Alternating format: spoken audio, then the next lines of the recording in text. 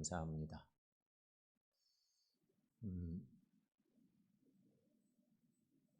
여러분은 요즘 어떻게 살고 계십니까?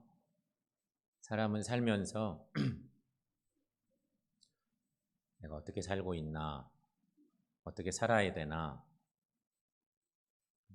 먼저는 어떻게 살아야 되나 이런 질문을 먼저 던지겠죠. 그리고 그 결과론적인 것은 어떻게 살고 있나 체크하는 듯한, 우리가 좀 어릴 때도 내가 어떻게 살아야지, 나이가 좀 먹어가면서도 지금 현재도 내가 어떻게 살아야지, 이런 물음들은 계속 될 것입니다. 그런 물음이 없으면 방향을 잃어버리기 쉽기 때문에 어떻게 살아야 될까, 이런 물음들을 던지게 됩니다. 한동안 그 삶의 얘기를 하다 보니 웰빙 시대가 있었습니다. 어마어마하게 유행을 했죠. 뭔 말인지도 잘 몰랐어요. 처음에는 웰빙 했어서 웰빙, 동시에 웰다잉이라고, 웰빙이 나오니까 그 반대급부처럼, 아니 동전의 앞뒷면처럼 되어 있어서 웰빙, 웰다잉, 내가 잘 살고 있나? 지금 잘 살고 있는지, 건강하게 살고 있는지. 그러다 보니까 살기만 하는 게 아니잖아요. 우리가 죽음도 준비해야 되니까 어떻게 잘 죽을 수 있나? 이게 인간에게 참 중요한 거예요. 웰빙, 웰다잉. 이게 유행처럼 번져서 웰빙 음식이니 뭐 이런 얘기 얼마나 많이 확산됐었어요. 근데 좋은 현상이죠. 생각하고 그렇게 살려고 하니까. 그러다가 힐링 시대가 왔어요. 힐링. 지금도 막 역시 중복돼서 쓰여요. 힐링. 얼마나 많이 얘기를 했는지 몰라요. 어디 여행만 갔다 와, 뭐 힐링이 됐다는 둥, 뭐 저다는 이런 표현을 막 쓰는 것이 다 힐링의 영향이에요. 힐링이라는 얘기. 자꾸만 이렇게 뭔가 인생이 살면서 포인트들이 조금씩 변해가는 거죠. 약간씩 초점이 자꾸 바뀌어가는 거예요. 요즘은 어떨까? 그런 생각을 해봐. 요즘 이 시대가 어떻게 흘러가고 있을까? 개인의 행복 쪽으로 막 흘러가는 것 같아요. 거두절미하고 내가 행복하면 되지. 너 뭐 하고 싶냐? 물어봐. 너 좋은 거 해? 이렇게 가는 거예요. 옛날 부모들이 자녀들이 조금 푸시한 것도 많았는데 요즘은 에이, 너 하고 싶은 거 해. 네 행복을 위해서. 너 하고 싶은 거 해. 그래서 뭐 요즘, 그래서 부모 세대가 뭔가 전수해 주는 것보다 자녀들이 하고 싶은 거 그대로 그냥 새로운 유행이고 뭐 이런 것들이 막 파고들면서 만들어지는 것 같기도 해요. 개인 행복 시대로 가고 있는 거예요. 근데 어쨌든 지금 웰빙, 웰다잉, 뭐 힐링 이런 것들이 동시에 가는 거죠. 초점이 조금씩 무게가 좀 바뀌어가는 것 뿐이고. 힐링 시대로 조금 돌아가면 힐링을 자꾸 찾다 보니 어떻게 하면 건강한 먹거리, 또 건강한 집, 건강한 생활, 뭐 이런 거 자꾸 생각하고, 그래서 철제 가구 이런 것들 유행하던 시대도 있지만 없어지고 요새는 나무로 된 뭐든지, 편백나무는 그 대표적인 것이고, 집도 뭐 그렇게 막 장식하고, 군산에 우리 교단 어느 교회는 임마누엘 교회라는 교회인데 몇 년 전에 어린이부 예배실을 편백나무로 싹 리모델링을 하고, 그래서 아이들에게 관심을 더 쏟고, 이렇게 가고 있는 거 볼 수 있어요. 나무 얘기. 그런데 여러분, 나무가 귀한 거죠. 사람을 나무로 비유해서 말하곤 해요. 이렇게 사람을 겪어보면 저분은 참 큰 사람이구나 얘기할 때 비유적으로 뭐라고 그래요? 큰 나무 같다. 이런 얘기를 합니다. 그 얘기를 듣고 기분 나빠할 사람 없습니다. 누군가가 나를 겪어보더니 아우 당신은 참 큰 나무 같아요. 이렇게 하면 막 화낼 사람 아무도 없어요.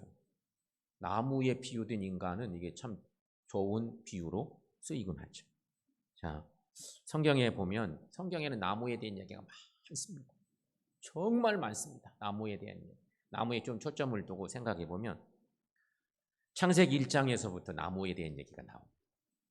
창세기 1장 전체 하나님의 창조 얘기니까 하나님께서 천지를 창조하실 때 에덴 동산에 각종 열매 맺는 나무를 만드시고 창조하신 뒤에 하나님이 보시기에 좋았다. 오늘 말씀을 이해할 때 이 말씀을 전체 말씀 이해할 때 창세기 1장에 있는 이 말씀, 이게 성경 그대로 말씀은 아닌데 이 말씀을 좀 생각하시면 좋겠어요. 분명히 에덴 동산에 각종 열매 맺는 나무를 만드시고 창조하셨는데 하나님 보실 때 너무 좋으셨어요. 하나님 마음이 흡족했어요. 성경의 첫 장이 창세기 1장이고 성경 그러면 가장 끝장에 계시록 22장 말씀은 뭐가 있을까? 계시록 22장에는 새 예루살렘에 대한 묘사의 말씀이 있습니다. 거기 익숙한 저런 말씀이 있어요. 적어도 성경 그대로 아닌데요. 한번 읽어보겠습니다. 생명수 강이 하나님과 어린 양의 보좌로부터 나와서 길 가운데로 흐르고 그 좌우에는 생명나무가 있어서 12가지 열매가 열리고 그 잎사귀는 만국을 치료하기 위하여더라.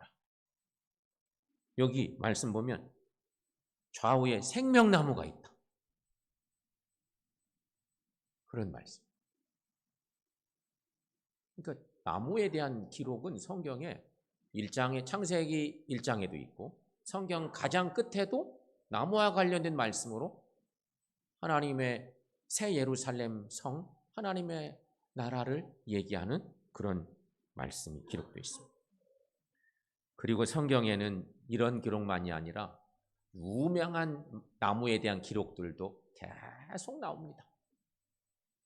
예를 들면 출애굽 시절 하나님이 당신의 백성과 계약을 맺고 그 계약의 상징물들을 법궤를 만들어서 거기 담아두게 했어요. 법궤를 어떻게 만들어? 광야길을 지금 가고 있는데 다 사막인데 그래서 하나님이 법궤를 만드는 나무를 지정해 주셨는데 그게 조각목이었어요. 찌띠나. 그러니까 한마디로 이 나무 중에 어찌 보면 못난 나무예요. 아카시아 나무과에 속하는 것이 찌띠나무예요. 우리 아카시아 나무 저 뚝방이나 어디 막 산에 가서 보면 막 잘려나가잖아요. 이게 뭐 어느 정도 자라면 잘라버리는 거야. 이 제목감이 못 돼.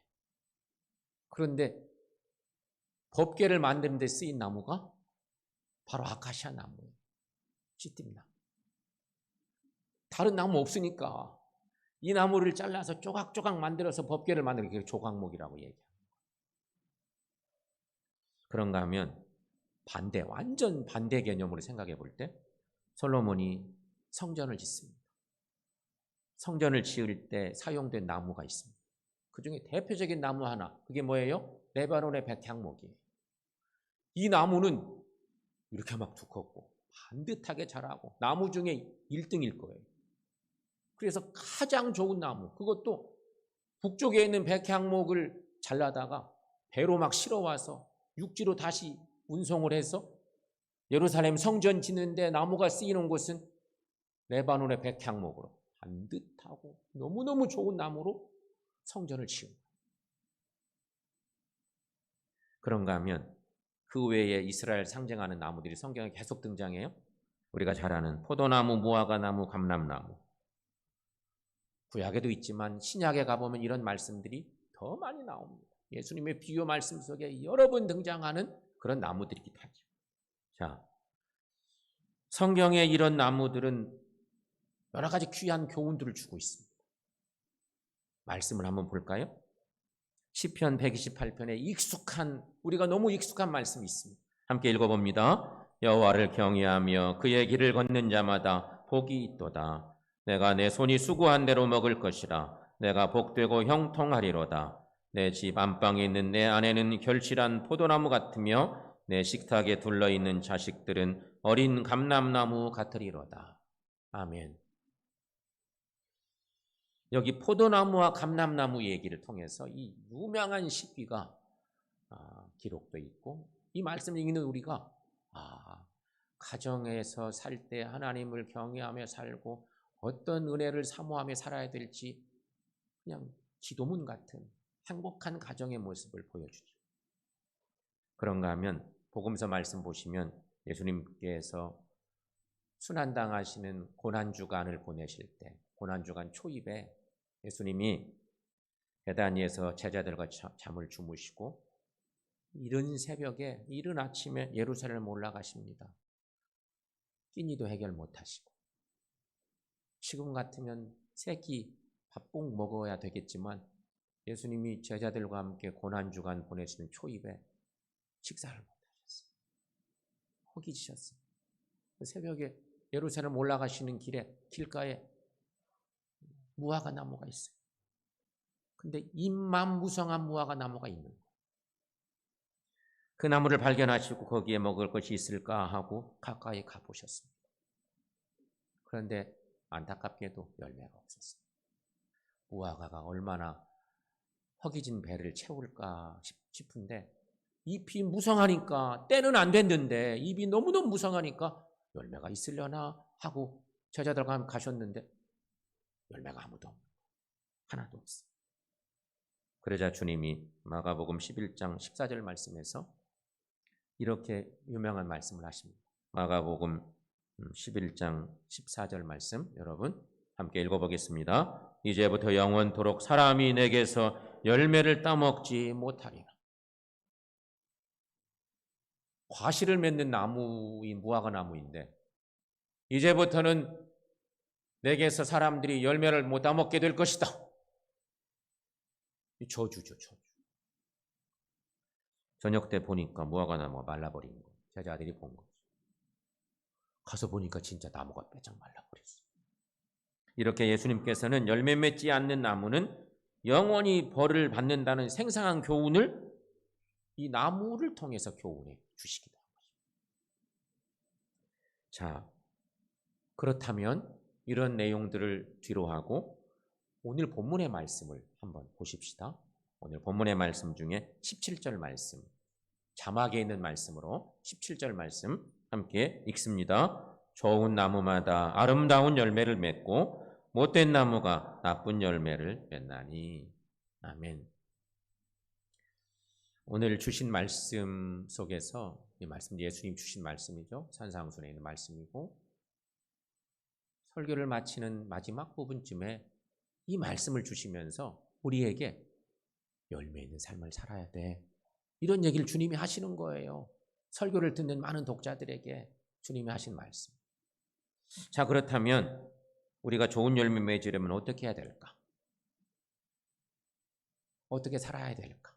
좋은 열매, 하나님이 기뻐하시는 열매, 내가 원하는 열매가 아니고요, 하나님이 기뻐하시는 열매 맺으려면 어떻게 살아야 될까? 첫째는 그리스도에게 접붙인 나무가 되어야 한다는 것입니다. 여러분 믿습니까? 이거는 몇 주 전에 로마서 말씀 가지고 말씀 나눴던 내용이기도 해요. 로마서 11장 말씀에서 사도 바울은 말합니다. 우리는 돌 감람나무인데 참 감람나무인 그리스도에게 접붙임이 된 존재다. 그리스도인은 어떤 존재인지를 기가 막히게 설명한 것입니다. 거기에는 이방인도 있고 유대인 출신도 있는데 그들끼리 싸우고 교회가 날마다 그런 걸로 갈등할 때 참 감람나무는 주님이시고 우리는 돌 감람나무 같은 존재이지만 주님께 붙어 있어야만 제대로 된 그리스도인이 될 수 있다, 이런 얘기를 하고 있는 거죠. 여러분, 그러므로 우리가 좋은 열매 맺으려면 예수 믿고 회개하고 거듭나야 합니다. 예수를 믿고 회개하고 새 사람 되는 거, 그래야 참 교인이 되는 거예요. 참 그리스도인은 그렇게 되는 거예요. 그것은 우리가 잘 알아요. 각자 우리 모습들을 보면 우리가 알 수 있어요. 열매 맺는 삶은 오직 우리 중심에 예수님을 모시고 성령의 역사가 있어야 하는 것이에요. 그래야만 새 사람으로 변화되고 좋은 열매를 맺을 수 있는 것입니다. 사랑하는 성도 여러분, 우리는 예수님께 접붙여진 나무들이 되셔서 하나님이 원하시는 열매 맺는 우리 모두가 되시기를 축원합니다. 두 번째, 좋은 열매 맺으려면 어떻게 될까? 시냇가에 심어져 열매를 계속 맺을 수 있게 된다는 것입니다. 시냇가에 심어져야만 계속해서 하나님이 원하는 열매 맺을 수 있습니다. 시편 1편에도 시편의 말씀을 또 보는데 시편 1편 1, 2절 말씀에 너무너무 익숙한 말씀 우리가 만납니다. 함께 읽습니다. 복 있는 사람은 악인들의 꾀를 따르지 아니하며 죄인들의 길에 서지 아니하며 오만한 자들의 자리에 앉지 아니하고 오직 여호와 율법을 즐거워하여 그 율법을 주야로 묵상하는도다. 아멘. 이런 사람은 시냇가에 심은 나무가 철을 따라 열매를 맺으며 그 잎사귀가 마르지 아니함 같이 된다는 것입니다. 그래서 그가 하는 모든 일이 다 형통하리로다. 이 시는 그렇게 계속되고 있는 거죠. 여러분, 여기서 복 있는 사람이 누구일까요? 시인이 노래하고 있는 복 있는 사람이 누구일까? 성경에는 이 구약의 말씀으로 놓고 보면 의인을 얘기하지만 여기 복 있는 사람은 그리스도인을 얘기하는 것입니다. 그리스도인. 예수 제대로 믿고 회개하고 거듭난, 그래서 주님을 닮아가기를 원하는 참 그리스도인들을 복 있는 사람이라고 얘기하는 거죠. 그리스도인으로 비유된 나무들은 반드시 시냇가에 심어져야 합니다.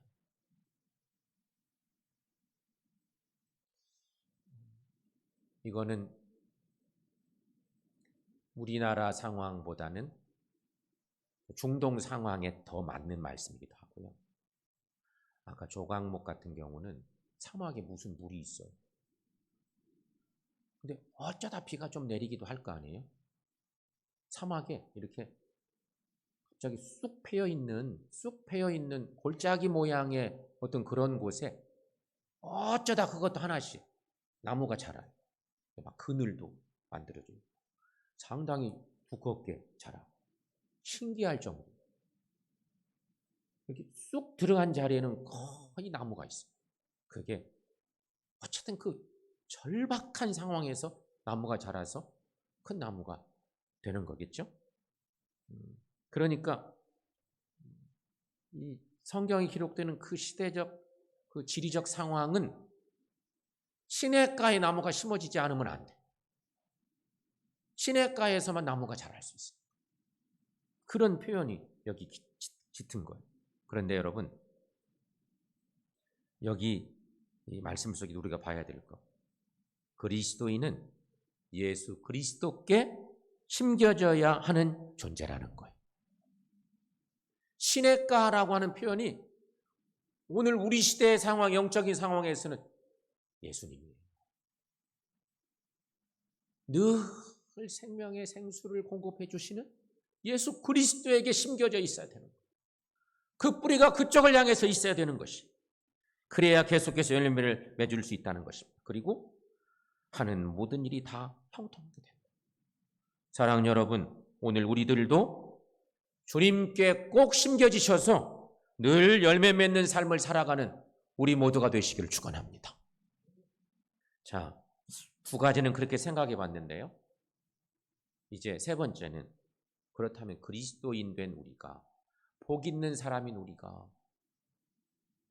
예수 그리스도에게 뿌리를 내리고 살아가는 우리가 그리스도인으로서 맺어야 할 열매가 뭘까? 하나님이 원하는 열매, 내가 맺길 원하는 열매가 아니고 하나님이 기대하시는 열매는 어떤 것일까? 그게 중요하지 않겠습니까? 성도가 맺어야 할 열매가 무엇일까? 답이 뭘까요? 성경에서 뭘 얘기하고 있을까? 여러분 떠오르는 거 없어요? 신약 말씀에서 우리가 붙들 수 있는 것은 거의 유일하겠죠? 성령의 열매입니다. 성령의 열매.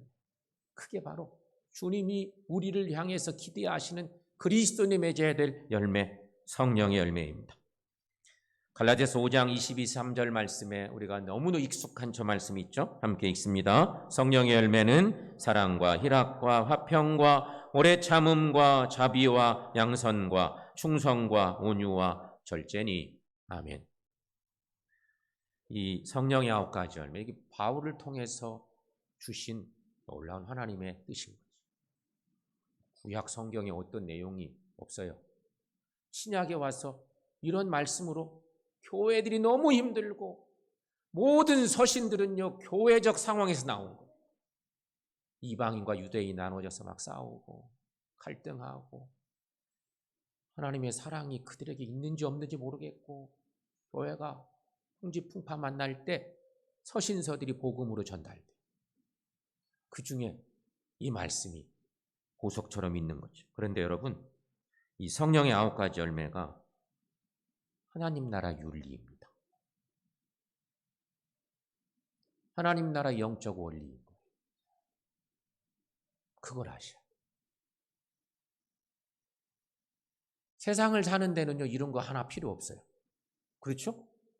세상 사는 데는요 이런 세상 윤리로 세상의 생활 원리로 이런 거 제시될 필요가 없어요.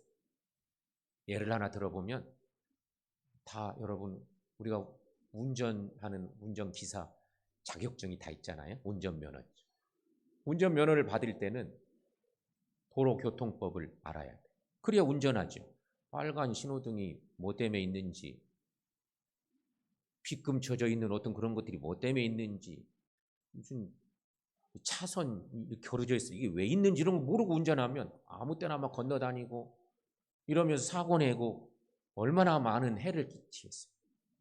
그런 것도 하나의 원리예요. 교통법규도 운전을 위한 원리죠. 세상에서 살면서 여러 가지 원리들이 있는 그런 원리들 우리가 알고 살아요. 그런데 여러분, 교회는 예수 믿고 회개하고 거듭난 구원받은 하나님의 자녀들이 사는 교회 공동체는 하나님이 기뻐하시는 열매를 맺고 살아요. 그게 성령의 9가지 열매. 하나님 나라 윤리, 영적 원리. 이것이 꽃피워져야 교회가 부흥하고 행복한 거지. 버젓이 귀한 말씀으로 주셨는데 이거 잊어버리고 다른 것들 가지고 자꾸 세상 원리를 가지고 교회에 자꾸 적응해. 잘 돌아가는 것 같아도 하나님이 원하는 열매 맺을 수가 없어요. 그래서 중요한 것이에요. 그러므로 여러분, 그리스도인은 누구나 꼭 성령의 열매를 맺으셔야 합니다.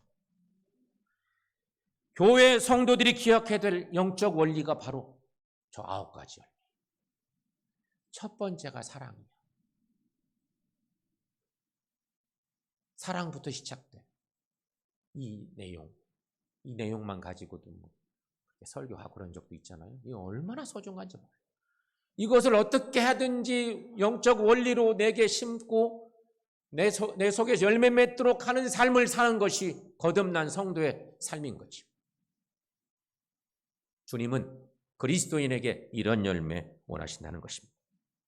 한편 그리스도인은 주님의 사업을 위한 열매도 맺어야 될 필요가 있습니다.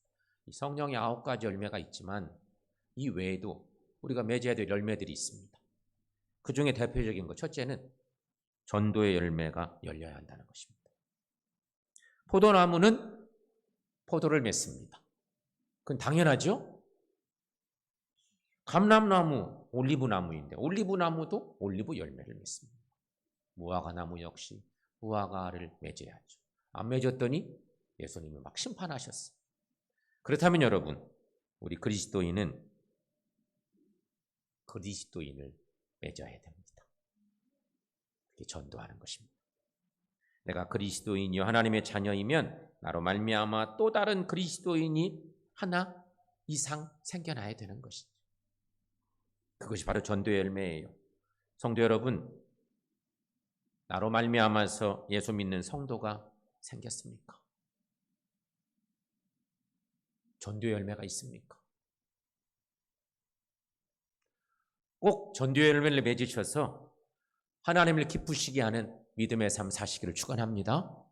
또 한 가지는요, 봉사의 열매가 열려야 한다는 것입니다. 그리스도인은 재물에 대한 고백이 좀 다르죠? 우리의 삶이 그렇습니다. 우리는 10분의 1만 주님의 것인 줄 알고 고백할 때 있지만 사실은 그렇지 않습니다. 그리스도인 되면 그리스도인은 내게 주신 모든 것이 다 하나님의 것이다. 이렇게 고백하고 삽니다.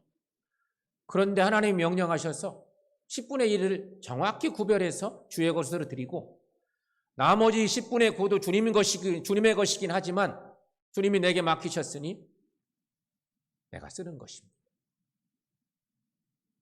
이 사고가 중요해요. 10분의 9는 내 것이잖아요. 그게 아니에요. 10분의 9도 주님 것인데.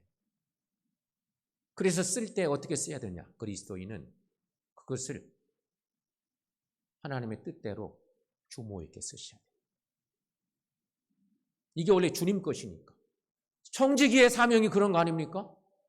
원래는 다 주님의 것이에요. 10분의 1을 딱 떼서 주님께 드리고 나머지 10분의 9를 가지고 사는데 사는 동안 그 재물을 절제하며 아끼며 주모 있게 살아. 그러면서 혹여나 조금 여유가 있으면 이웃과 나누며 살아. 그게 봉사예요. 물질로 봉사. 그런데 우리 고백 속에 잘못된 10분의 1은 성경에 구별을 드리려니까 드리고 나머지 10분의 9는 제 거니까 제 마음대로 살죠. 그게 틀린 거예요. 우리의 신앙생활이 그래야 돼. 그게 진짜 물질적으로 이웃을 봉사하고 섬기는 방법인 거죠. 영어 단어에 우리가 일상생활에서 보편적으로 쓰는 영어 단어들이 많죠. 그 중에 한 단어, 봉사와 관련된 얘기를 하려고 그러는데요. 서비스라고 하는 말이 영어인데 그냥 우리말처럼 쓰입니다. 요즘은. 그렇죠?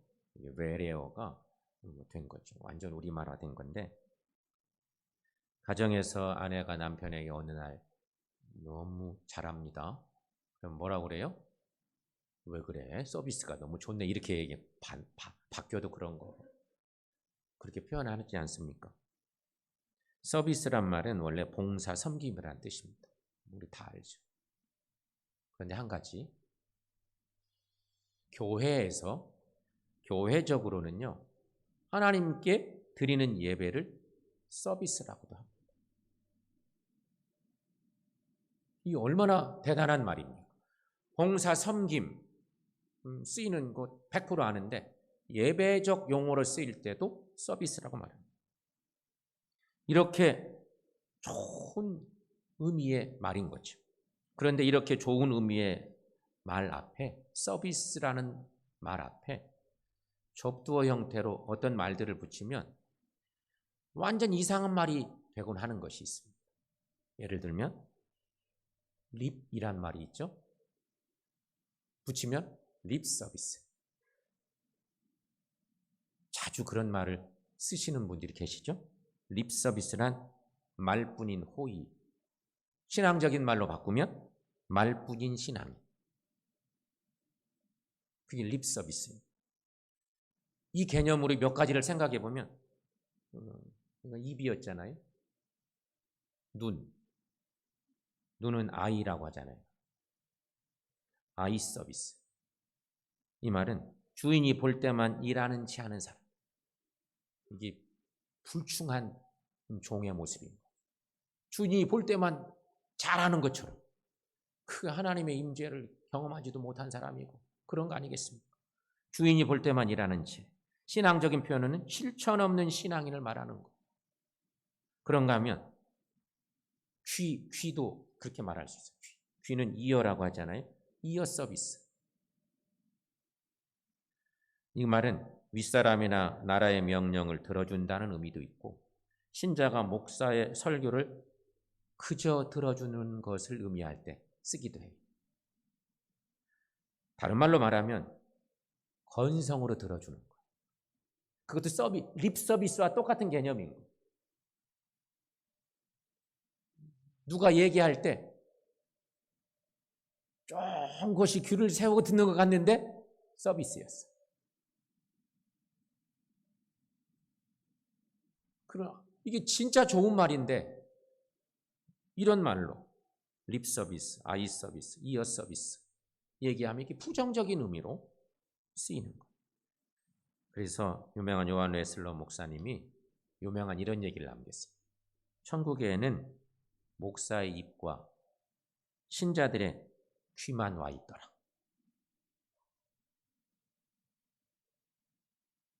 무척 가슴 아픈 일. 목사가 립 서비스만 했다는 말이고 신자들은 이어 서비스만 했다는 말이니까 이 얼마나 가슴 아픈. 사랑하는 여러분, 우리는 그리스도인 된 존재들이니 그리스도인 된 우리는 예수님을 사랑하고 성도들을 사랑하는 마음으로 진정으로 봉사하는 삶을 사십시다. 누가 보든지 말든지 상관없이 충성스럽게 봉사하는 사람들이 되십시다. 이렇게 뜨거운 사랑의 마음을 담은 봉사를 할 때 서비스 얘기를 또 하나 하자면 하트 핸드 서비스라. 마음을 담고 손으로 실천하는 그런 서비스, 봉사하는 서비스, 그런 것입니다. 성도 여러분, 우리가 누구입니까? 우리는 하나님께서 열매를 얻기 위해서 하나님의 동산에 심어놓은 과실나무들과 같은 존재들입니다. 아까 서두에 에덴 동산에 좋은 열매 맺는 나무들을, 각종 열매 맺는 나무를 심어주신 하나님. 에덴 동산을 생각하시면 딱 좋겠어요. 우리가 그런 존재예요. 하나님의 부름을 받고 주의 자녀가 되어서 그리스도인 되어 사는 삶의 모습은 결국 이런 모습이에요. 하나님의 동산에 심어놓은 과실나무 같은 존재. 그러므로 여러분, 우리는 좋은 나무가 되어야 됩니다. 일단은 좋은 나무가 되어야 됩니다. 그리고 우리는 열매 맺는 그리스도인들이 되어야 한다는 것입니다. 그래야만 하나님의 축복과 칭찬을 받을 수 있기 때문인 것입니다. 분명한 건 우리가 하나님의 부름을 받아서 하나님의 동산에 심어져 있는 나무들이에요. 각종 나무의 모습으로 있어요. 좋은 나무들 되시고 하나님이 원하는 열매 맺으시기를 축원합니다. 앞뒤 사람들하고 이런 권면을 한번 해보십시다. 저 글귀가 올라왔는데 예수님께 심겨져서 늘 귀한 열매 맺읍시다. 함께 축복하면서 그렇게 권면합시다. 시작. 예수님께 심겨져서 늘 귀한 열매 맺읍시다. 아멘. 우리는 예수님께 늘 심겨져 있어요. 이미 심겨져 있는데 주님께 꼭 붙어 있어야 되고 접붙인 존재, 우리의 뿌리를 주님께 깊이 내려서 주님께로부터 영의 양식을 받아 먹고 자라서 귀한 열매 맺어서 하나님을 기쁘시게 하고 하나님이 기뻐하시는 열매로 주님 영화롭게 하는 우리 모두가 되시기를 축원합니다.